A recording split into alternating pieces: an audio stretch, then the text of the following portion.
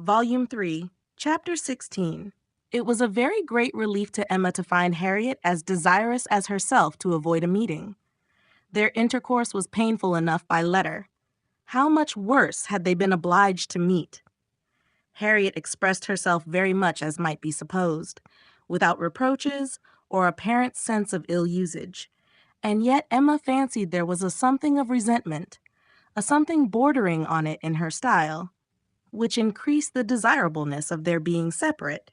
It might be only her own consciousness, but it seemed as if an angel only could have been quite without resentment under such a stroke.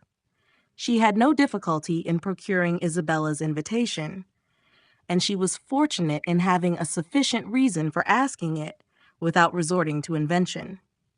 There was a tooth amiss. Harriet really wished, and had wished some time, to consult a dentist. Mrs. John Knightley was delighted to be of use. Anything of ill health was a recommendation to her, and though not so fond of a dentist as of a Mr. Wingfield, she was quite eager to have Harriet under her care. When it was thus settled on her sister's side, Emma proposed it to her friend, and found her very persuadable. Harriet was to go. She was invited for at least a fortnight. She was to be conveyed in Mr. Woodhouse's carriage. It was all arranged, it was all completed, and Harriet was safe in Brunswick Square. Now Emma could, indeed, enjoy Mr. Knightley's visits. Now she could talk, and she could listen with true happiness, unchecked by that sense of injustice, of guilt, of something most painful, which had haunted her when remembering how disappointed a heart was near her. How much might at that moment, and at a little distance, be enduring by the feelings which she had led astray herself. The difference of Harriet at Mrs. Goddard's or in London made perhaps an unreasonable difference in Emma's sensations. But she could not think of her in London without objects of curiosity and employment, which must be averting the past, and carrying her out of herself. She would not allow any other anxiety to succeed directly to the place in her mind which Harriet had occupied. There was a communication before her, one which she only could be competent to make, the confession of her engagement to her father, but she would have nothing to do with it at present. She had resolved to defer the disclosure till Mrs. Weston were safe and well. No additional agitation should be thrown at this period among those she loved, and the evil should not act on herself by anticipation before the appointed time. A fortnight, at least, of leisure and peace of mind, to crown every warmer but more agitating delight should be hers. She soon resolved, equally as a duty and a pleasure, to employ half an hour of this holiday of spirits in calling on Miss Fairfax. She ought to go, and she was longing to see her, the resemblance of their present situations increasing every other motive of goodwill. It would be a secret satisfaction, but the consciousness of a similarity of prospect would certainly add to the interest with which she should attend to anything Jane might communicate. She went. She had driven once unsuccessfully to the door, but had not been into the house since the morning after Box Hill, when poor Jane had been in such distress as had filled her with compassion, though all the worst of her sufferings had been unsuspected. The fear of being still unwelcome determined her, though assured of their being at home, to wait in the passage and send up her name. She heard Patty announcing it, but no such bustle succeeded as poor Miss Bates had before made so happily intelligible. No, she heard nothing but the instant reply of, "Beg her to walk up," and a moment afterwards she was met on the stairs by Jane herself, coming eagerly forward, as if no other reception of her were felt sufficient. Emma had never seen her look so well, so lovely, so engaging. There was consciousness, animation, and warmth. There was everything which her countenance or manner could ever have wanted. She came forward with an offered hand, and said in a low but very feeling tone, "This is most kind indeed. Miss Woodhouse, it is impossible for me to express, I hope you will believe. Excuse me for being so entirely without words." Emma was gratified, and would soon have shown no want of words if the sound of Mrs. Elton's voice from the sitting room had not checked her and made it expedient to compress all her friendly and all her congratulatory sensations into a very, very earnest shake of the hand. Mrs. Bates and Mrs. Elton were together.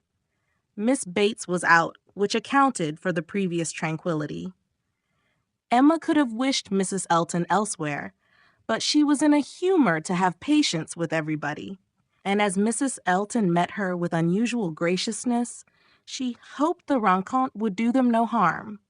She soon believed herself to penetrate Mrs. Elton's thoughts and understand why she was, like herself, in happy spirits. It was being in Miss Fairfax's confidence and fancying herself acquainted with what was still a secret to other people.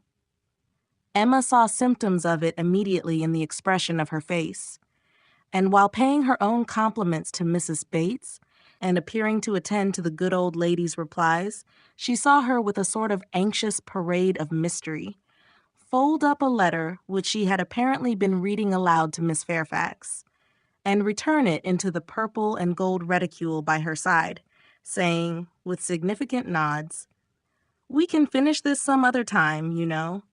You and I shall not want opportunities. And in fact, you have heard all the essential already. I only wanted to prove to you that Mrs. S. admits our apology and is not offended. You see how delightfully she writes. Oh, she is a sweet creature. You would have dooted on her had you gone. But not a word more.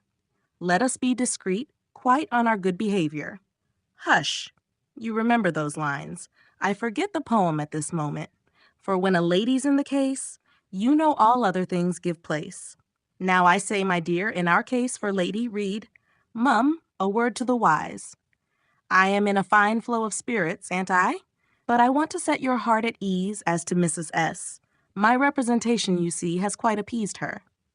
And again, on Emma's merely turning her head to look at Mrs. Bates's knitting, she added in a half-whisper, I mention no names, you will observe. Oh, no, cautious as a minister of state, I managed it extremely well. Emma could not doubt. It was a palpable display, repeated on every possible occasion.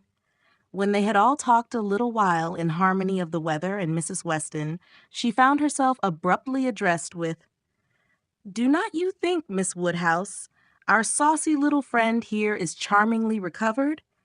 Do not you think her cure does Perry the highest credit? Here was a side glance of great meaning at Jane. Upon my word, Perry has restored her in a wonderful short time. Oh, if you had seen her, as I did, when she was at the worst. And when Mrs. Bates was saying something to Emma, whispered farther, We do not say a word of any assistance that Perry might have, not a word of a certain young physician from Windsor. Oh, no, Perry shall have all the credit. I have scarce had the pleasure of seeing you, Miss Woodhouse, she shortly afterwards began, since the party to Box Hill. Very pleasant party. But yet I think there was something wanting. Things did not seem, that is, there seemed a little cloud upon the spirits of some. So it appeared to me at least, but I might be mistaken. However, I think it answered so far as to tempt one to go again. What say you both to our collecting the same party and exploring to Box Hill again, while the fine weather lasts? It must be the same party, you know, quite the same party, not one exception. Soon after this, Miss Bates came in, and Emma could not help being diverted by the perplexity of her first answer to herself, resulting, she supposed, from doubt of what might be said and impatience to say everything. Thank you, dear Miss Woodhouse. You are all kindness. It is impossible to say, yes, indeed, I quite understand, dearest Jane's prospects. That is, I do not mean. But she is charmingly recovered. How is Mr. Woodhouse? I am so glad. Quite out of my power. Such a happy little circle as you find us here. Yes, indeed. Charming young man. That is, so very friendly, I mean good Mr. Perry. Such attention to Jane. And from her more than commonly thankful delight towards Mrs. Elton for being there, Emma guessed that there had been a little show of resentment towards Jane, from the vicarage quarter, which was now graciously overcome. After a few whispers, indeed, which placed it beyond a guess, Mrs. Elton, speaking louder, said, "Yes, here I am, my good friend, and here I have been so long that anywhere else I should think it necessary to apologize. But the truth is that I am waiting for my lord and master. He promised to join me here and pay his respects to you." "What? Are we to have the pleasure of a call from Mr. Elton? That will be a favor indeed, for I know gentlemen do not like morning visits, and Mr. Elton's time is so engaged." "Upon my word it is, Miss Bates. He really is engaged from morning to night. There is no end of people's coming to him on some pretense or other. The magistrates and overseers and churchwardens are always wanting his opinion. They seem not able to do anything without him. Upon my word, Mr. E., I often say, rather you than I. I do not know what would become of my crayons and my instrument if I had half so many applicants. Bad enough as it is, for I absolutely neglect them both to an unpardonable degree. I believe I have not played a bar this fortnight. However, he is coming, I assure you. Yes, indeed, on purpose to wait on you all." And putting up her hand to screen her words from Emma, "A congratulatory visit, you know." "Oh, yes, quite indispensable." Miss Bates looked about her, so happily. "He promised to come to me as soon as he could disengage himself from Knightley, but he and Knightley are shut up together in deep consultation. Mr. E. is Knightley's right hand." Emma would not have smiled for the world, and only said, "Is Mr. Elton gone on foot to Donwell? He will have a hot walk." "Oh, no, it is a meeting at the Crown, a regular meeting. Weston and Cole will be there too, but one is apt to speak only of those who lead. I fancy Mr. E. and Knightley have everything their own way." "Have not you mistaken the day?" said Emma. "I am almost certain that the meeting at the Crown is not till tomorrow. Mr. Knightley was at Hartfield yesterday and spoke of it as for Saturday." "Oh, no, the meeting is certainly today," was the abrupt answer, which denoted the impossibility of any blunder on Mrs. Elton's side. "I do believe," she continued, "this is the most troublesome parish that ever was. We never heard of such things at Maple Grove." "Your parish there was small," said Jane. "Upon my word, my dear, I do not know, for I never heard the subject talked of. But it is proved by the smallness of the school, which I have heard you speak of, as under the patronage of your sister and Mrs. Bragg, the only school, and not more than 25 children." "Ah, you clever creature, that's very true. What a thinking brain you have. I say, Jane, what a perfect character you and I should make, if we could be shaken together. My liveliness and your solidity would produce perfection. Not that I presume to insinuate, however, that some people may not think you perfection already. But hush, not a word, if you please." It seemed an unnecessary caution. Jane was wanting to give her words, not to Mrs. Elton, but to Miss Woodhouse, as the latter plainly saw. The wish of distinguishing her, as far as civility permitted, was very evident, though it could not often proceed beyond a look. Mr. Elton made his appearance. His lady greeted him with some of her sparkling vivacity. "Very pretty, sir, upon my word, to send me on here, to be an encumbrance to my friends, so long before you vouchsafed to come. But you knew what a dutiful creature you had to deal with. You knew I should not stir till my lord and master appeared. Here have I been sitting this hour, giving these young ladies a sample of true conjugal obedience.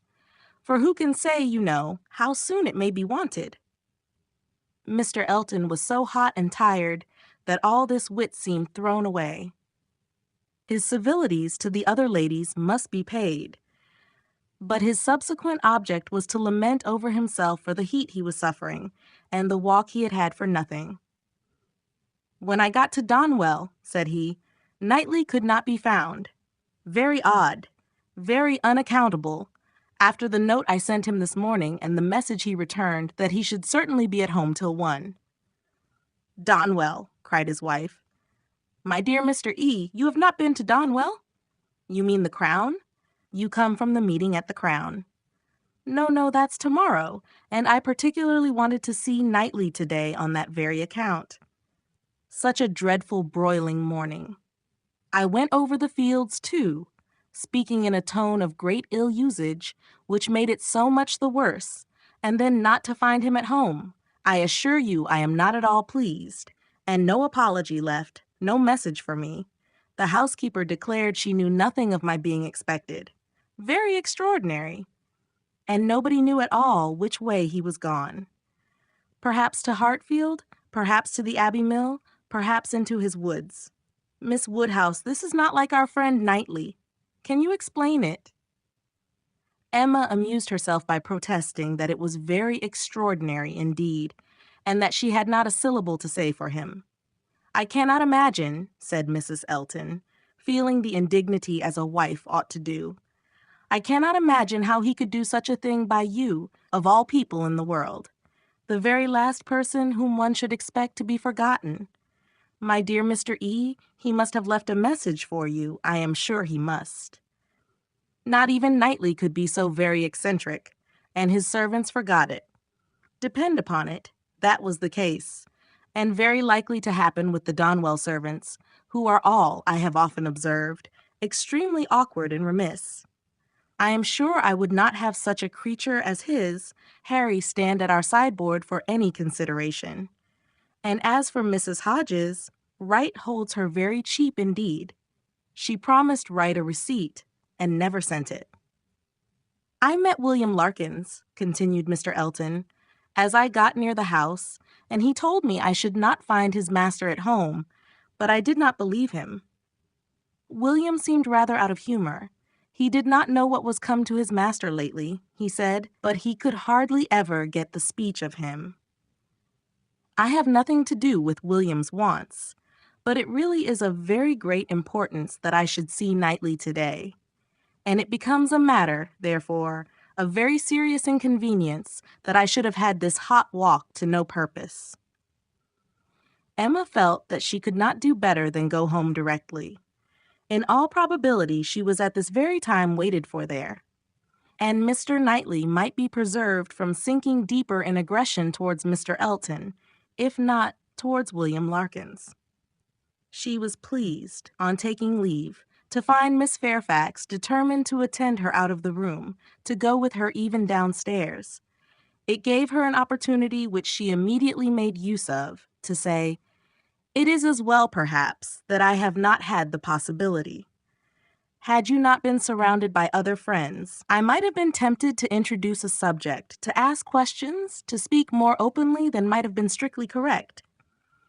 I feel that I should certainly have been impertinent." "Oh," cried Jane, with a blush and a hesitation which Emma thought infinitely more becoming to her than all the elegance of all her usual composure. "There would have been no danger. The danger would have been of my wearying you. You could not have gratified me more than by expressing an interest. Indeed, Miss Woodhouse, speaking more collectedly, with the consciousness which I have of misconduct, very great misconduct, it is particularly consoling to me to know that those of my friends, whose good opinion is most worth preserving, are not disgusted to such a degree as to, I have not time for half that I could wish to say. I long to make apologies, excuses, to urge something for myself. I feel it so very due. But unfortunately, in short, if your compassion does not stand my friend—" "Oh, you are too scrupulous, indeed you are," cried Emma warmly, and taking her hand. "You owe me no apologies, and everybody to whom you might be supposed to owe them is so perfectly satisfied, so delighted even. You are very kind, but I know what my manners were to you, so cold and artificial. I had always a part to act. It was a life of deceit. I know that I must have disgusted you. Pray say no more. I feel that all the apologies should be on my side. Let us forgive each other at once. We must do whatever is to be done quickest, and I think our feelings will lose no time there. I hope you have pleasant accounts from Windsor?" "Very. And the next news, I suppose, will be that we are to lose you, just as I begin to know you." "Oh, as to all that, of course nothing can be thought of yet. I am here till claimed by Colonel and Mrs. Campbell." "Nothing can be actually settled yet, perhaps," replied Emma, smiling. "But excuse me, it must be thought of." The smile was returned as Jane answered, "You are very right. It has been thought of. And I will own to you, I am sure it will be safe, that so far as our living with Mr. Churchill at Enscombe, it is settled. There must be 3 months at least of deep mourning. But when they are over, I imagine there will be nothing more to wait for." "Thank you, thank you. This is just what I wanted to be assured of. Oh, if you knew how much I love everything that is decided and open. Goodbye, goodbye."